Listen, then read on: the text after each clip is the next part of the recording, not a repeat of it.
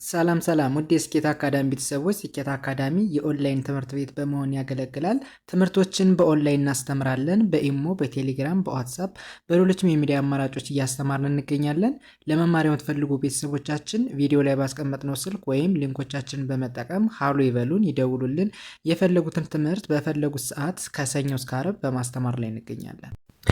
በዛሬ ትምህርታችን የቪዲዮአችን ደግሞ አምስተኛውን አናባቢ ወይም ደግሞ ቫውል እንማማራለን። እንግዲህ ከኤ እስከ ኦ ድረስ አይተናል ማለት ነው። በአራቱ አናባቢዎች ወይም ደግሞ በአራቱ ቫውሎች ተከታታይ ቪዲዮ አይተን ነበር። በአጭር ጊዜ እንዴት እንደሚነበቡ፣ በረጅም ድምጽ ጊዜ እንዴት እንደሚነበቡ እያንዳንዳቸውን ተመምረን ነበር። ዛሬ በመጨረሻው ቫውል ወይም ደግሞ አናባቢ በአጭር ድምጽና በረጅም ድምጽ እንዴት ይነበባል የሚለውን እንማማራለን ማለት ነው።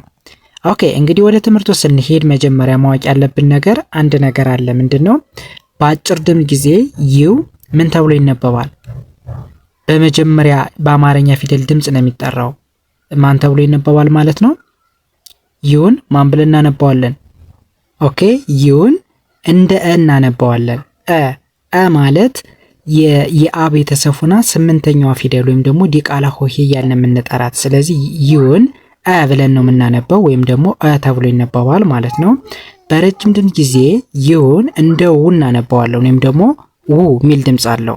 ኦኬ ይህንን ከያዝነን ወደ ትምህርቱ ስንሄድ ከመጀመሪያው ስንጀምር አሁን በአጭር ድምጽ ጊዜ ዩ ሚል ድምጽ አለው ብለናል። ሲ ደግሞ እንደ ክ ነው የምትነበብ። ስለዚህ ሲዩ በአንድ ላይ ምን ተብሎ ይነበባል? አሁን ሲ ክ ሚል ድምጽ አላት። ዩ እንደ ይነበባል። ክንና አን ጠቅለል አድርጋችሁ ስታነቡት ከሚል ድምጽ አለ። ከ ስንል በውስጥ ታዋቂነት ሚል ድምጽ አለ ማለት ነው። ስለዚህ ሲዩን ከ ብለን እናነባለን። ኦኬ ከዛ ኤስ እንደ ስ ትነበባለች። ቲኦ በአንድ ላይ ት ሚል ድምጽ ነው ያለው። ኤምን እንደ ምን እናነባለን። ስለዚህ በአንድ ላይ ሲነበብ ከ ስ ተ ም ከስተም ተብሎ ይነበባል። ከስተም ማለት ባህል፣ ወግ፣ ልማድ እንደማለት ነው። ኦኬ ወደ ሁለተኛው ስንሄድ በተመሳሳይ ዩ ሚል ድምጽ ካለው ሲዩን ምን ብለን ነው የምናነበው? ከ ተብሎ ነው የሚነበብ ማለት ነው በመጀመሪያ ፊደል። አሁን ከ ስንል በውስጥ ታዋቂነት ሚል ድምጽ እንዳለ ማወቅ ይኖርብናል። ከ እንላለን። አር ኢ በአንድ ድምጽ ረ ተብሎ ነው የሚነበብ። ረ ኤንን እንደ ን ቲን እንደ ት እናነባለን። ሰው ባል ላይ ሲነበብ ከረ ን ት ካረንት ብለን እናነባለን። ካረንት ማለት አሁን ማለት ነው። አሁን ኦኬ ወደ ሶስተኛው ስንሄድ በተመሳሳይ ሲዩን እንደ ማንበብ ነው። ሲዩን እንደ ከማንበብ በመጀመሪያ ፊደል የሚጠራ ብያችሁ ነበር። ስለዚህ ከ ብለን እናነባዋለን። ኤልን ል ብለን እናነባለን። ኦኬ ቲዩ ሁሉ የምትይዙት ነገር በአንድ ላይ ከመጡ ቲና ዩ በአንድ ላይ ከመጡ ቸ ተብለው እንደሚነበቡ መያዝ አለብን። ቸ ኦኬ አርኢ ር ተብሎ እንደሚነበብ ማወቅ ይኖርብናል። ሰው ባል ላይ ስናነበው ካልቸር ብለን እናነባዋለን። ካልቸር ማለት በተመሳሳይ ባህል ማለት ነው። ካልቸር ማለትና ካስተም ማለት በትርጉም ደረጃ ተመሳሳይ ናቸው። ኦኬ ይህም በዚህ ካየን ወደሚቀጥለው ስንሄድ በተመሳሳይ ሲዩን እንደምናነባለን እንደ ከ እንላለን። ኦኬ አርን እንደ ር ቪኢ በአንድ ላይ እንደ ቭ ሰው ባል ላይ ሲነበብ ቭ ከርቭ ብዬ አነባዋለሁ። ከርቭ ማለት መታጠፊያ እንደ ማለት ነው በአማርኛው። ኦኬ ወደሚቀጥለው ስንሄድ በተመሳሳይ ኤምዩን እንደ መ ስንል የሚል ድምጽ በውስጥ ታዋቂነት እንዳለው ማወቅ ይኖርብናል። እንደነገርኳችሁ ኤምዩን እንደ መ፣ ኤስን እንደ ስ፣ ቲን እንደ ት በአንድ ላይ እናነበው መስት ማለት ግዴታ ማለት ነው በአማርኛው። ኦኬ ወደሚቀጥለው ስንሄድ ሲል ለብቻዋ እንደ ከ እናነባለን። ኤልዩን እንደ ለ፣ ቢን እንደ ብ በአንድ ላይ ከለብ ማለት ቡድን እንደማለት ነው። ኦኬ በአጭር ድምጽ ይህንን ይመስላል ማለት ነው። በአጭር ድምጽ ጊዜ ይሁን በዚህ አይነት መንገድ መጠቀም እንችላለን። ወደ ረጅም ድምጽ ስንሄድ በረጅም ድምጽ ጊዜ ደግሞ ዩ ኡ ሚል ድምጽ አለው ብለናል። እንደ ኡ የአ ቤተሰብ ሆና ሁለተኛዋ ፊደል ማለት ነው። አ ኡ ተብሎ ነው የሚነበበው።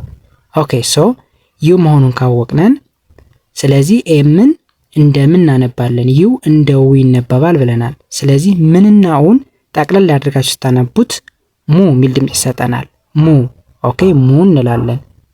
ከዛ ኤስ አይን እንደዚህ ሲል ለብቻዋ እንደ ክ በአንድ ላይ እናነበው ሙ ዚ ክ ሙዚክ ብለን እናነባዋለን። ሙዚክ ማለት ሙዚቃ ማለት ነው። ኦኬ ይህስ ምን ይላል? በተመሳሳይ ኤም ዩን ሙ ብለን ነው የምናነበው። ሙ ያ ማለት ሙ ስንል ኡ ሚል ድምጽ አለው። ቲዩን እንደ ቻ ኤኤል እንደ ል በአንድ ላይ ሙቹዋል ሙቹዋል ሙቹዋል ማለት የጋራ እንደማለት ነው። የጋራ ኦኬ ወደሚቀጥለው ስንሄድ ዩ ለብቻው ነው የመጣ። ስለዚህ ዩን እንደው ወይም ደግሞ እንደ ዩም አንዳንዴ ይነበባል። ዩ ሚል ድምጽ ይኖረዋል። በሁለተኛ ፊደል ነው የሚጠራው። እንደው ወይም ደግሞ አንዳንዴ እንደ ዩም ሊነበብ ይችላል። ኦኬ አሁን ከዚህ ጋር ዩ ቀድሞ ነው የመጣ። ስለዚህ ዩ ብለን እናነባዋለን። ኤስኢን እንደ ዝ እናነባለን። በአንድ ላይ ሲነበብ ዩዝ ዩዝ ዩዝ ማለት ጥቅም እንደማለት ነው፣ ወይም ደግሞ መጠቀም እንደማለት ነው። ኦኬ ወደዚህኛው ስንሄድ ሲዩን በተመሳሳይ እንደ ኩ፣ ቢኢን በአንድ ድምጽ እንደ ብ በአንድ ላይ ሲነበብ ኪዩብ ኪዩብ ተብሎ ይነበባል። ኪዩብ ኪዩብ ማለት ክብ ማለት ነው፣ ወይም ደግሞ የሆነ ክብ ነገር እንደማለት ነው። ኦኬ ወደዚህኛው ስንሄድ አርኢዩን እንደ ሩ፣ ኤልኢን እንደ ል በአንድ ላይ ስናነበው ሩል ሩል ሩል ማለት ምን ማለት ነው? ህግ እንደማለት ነው። ህግ ኦኬ ወደዚህኛው ስንሄድ ሲዩን በተመሳሳይ እንደ ኩ፣ ቲኢን እንደ ት በአንድ ላይ ኩት ኩት ኩት ማለት ቆንጆ፣ ጥሩ፣ የሚያምር እንደማለት ነው። ኦኬ እንግዲህ በረጅም ድምጽ ጊዜ ምን ተብሎ እንደሚነበብ አይተናል። በአጭር ድምጽ ጊዜ ደግሞ ምን ተብሎ እንደሚነበብ አይተናል ማለት ነው። በአጠቃላይ ይሁን በረጅም ድምጽ ጊዜ ኡ ብለን እንደምንጠራው ወይም ደግሞ በሁለተኛ የአማርኛ ፊደል ድምጽ እንደሚጠራ ማወቅ፣ በአጭር ድምጽ ጊዜ ደግሞ በመጀመሪያ ማለት በአ ቤተሰብ ሆኖ በስምንተኛዋ ፊደል አ ብለን በምንጠራት ወይም ደግሞ ዲቃላ ሆሄ ብለን በምንጠራት አ ተብሎ እንደሚነበብ መያዝ ይኖርብናል ማለት ነው። እንግዲህ አምስቱንም ቫውሎች ወይም ደግሞ አናባቢዎች በተከታታይ አይተን ጨርሰናል ማለት ነው። ስለዚህ ከዚህ በፊት የሰራናቸውን ቪዲዮዎች ያላያችሁ ቤተሰቦች ወደ ኋላ ሄዳችሁ እነሱን አይታችሁ ወደዚህኛው እንድትመጡ ሪከመንድ አደርጋችኋለሁ። የዛሬ ትምህርታችን ይህን ይመስል ነበረ። ያልገባችሁ ማንኛውም ነገር ካለ ኮመንት ላይ ጻፉልኝ፣ የመመልስላችሁ ይሆናል። የዛሬ ትምህርታችን ይህንን ይመስል ነበር። ቀጣይ በሌላ ትምህርት እስክንገናኝ በያላችሁበት ሰናይ ጊዜ። ባይ ባይ።